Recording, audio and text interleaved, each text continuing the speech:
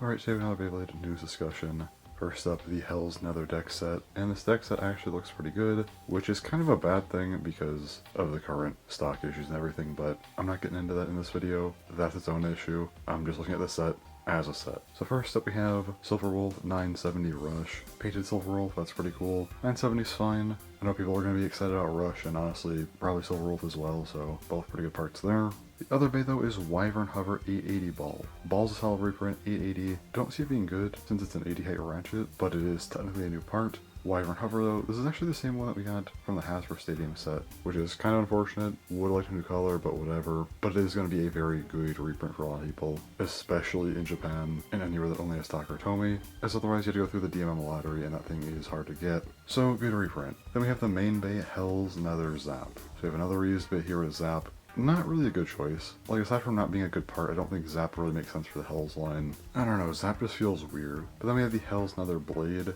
This is a UX expand blade, so it is a ratchet integrated blade. Its gimmick is that it has a manual mode change, basically a high and low mode kind of thing. Reminds me of Beyblade vs. DB, where the metal can be situated higher or lower. Imagine lower is going to be the better one. But still, it is kind of a height mode change thing. And since HellsNether does seem to be kind of based on Hell's Chain, I think some kind of height gimmick does make sense since that was Hell's Chain's idea. Different chains had different heights. So having a full-on height change gimmick like that I think does make sense in that regard, but I am still pretty disappointed. I feel like HellsNether was kind of built up for a long time. We got Night Fortress and DranSword back in spring. A few months later, we're finally getting our new Hells Bay, and I was kind of hoping for LR here. UX Expand could definitely accommodate LR. Was hoping to see that here. Would have been a great time for it. Hells is a balance type, and based on burst, they really like to make balance bays LR. So I was really hoping for that, and that didn't happen. Are we ever going to get LR in this gen? I have no idea.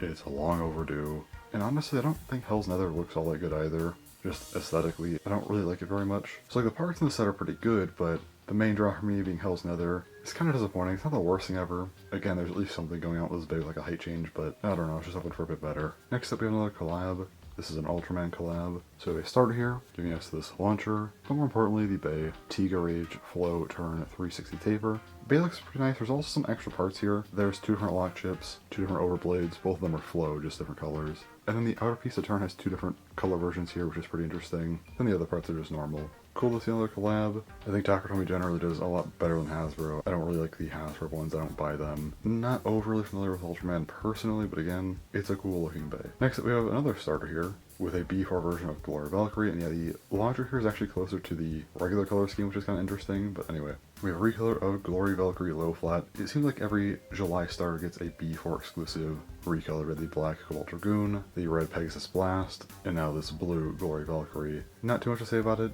Again, I just think it looks nice. Will I get it? Probably not. I didn't get the other two, so I don't get this one, but it still does look pretty cool. Maybe I'll grab it someday. We also have a Bay deck case releasing, which is really weird. Not the Bay deck case, but the fact that it's BX57. Like, the random booster we just got is BX50, and then last month we also had a string launcher that was BX51, so why we skipped 5 numbers, I have zero clue. Is it an error? Was this supposed to be way later? I have no idea. All I know is that it's very weird. I don't know when we'll see the other 5 releases, but again, we'll just have to wait and see.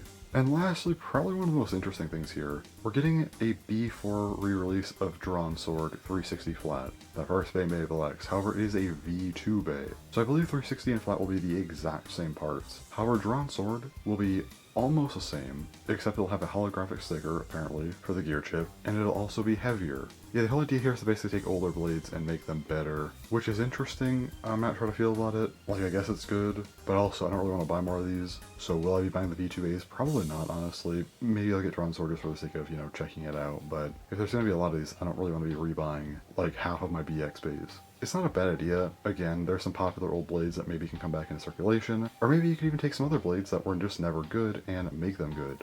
Like, it'd be great to get a Shinobi Shadow V2. That thing was way too light. I think that one could be buffed considerably, maybe by like 7 grams even, and then re-release it as is, see how it goes. Like, for me personally, I don't battle, so it doesn't really affect me at all, but I can see the merit of it. Again, hopefully they do have good choices for this, and hopefully they actually do it well. I think DranSword's supposed to be like 37 or 38 grams, which is pretty decent. Again, hopefully that's good. I just hope they don't do like Crimson Garuda and buff it by like 2 grams or something. That wouldn't be ideal, but again, pick some good blades, give them weight buffs, or maybe even pick some blades that were just never good at all. It might not even be good, but again, give them a considerable weight buff to just see if maybe they stick again. I think it's possible. Like I said, Snow Shadow was always bad, but the shape was never that terrible, so maybe with a pretty considerable weight buff, it can actually be good. Who knows? I'll probably talk about the V2 bays as they come out and as they get announced, but for now, just want to touch on it a little bit since it just got revealed that we're getting them. But as of now, it seems like it's off to a decent start again, bringing back the first ever bay DranSword and making it a bit more in line with some of the more modern bays. Again, I think it's in that 37 range. Honestly, I think they should have just buffed it like 30 or even 39. Maybe that's too much, but I feel like that would be a bit more in line with what we have right now. But anyway, I think that's all for this discussion. Pretty decent news month. Hopefully I get the HellsNether Deck Set eventually. It's probably going to be annoying to get, but anyway, that's all. So thanks for watching, and bye-bye.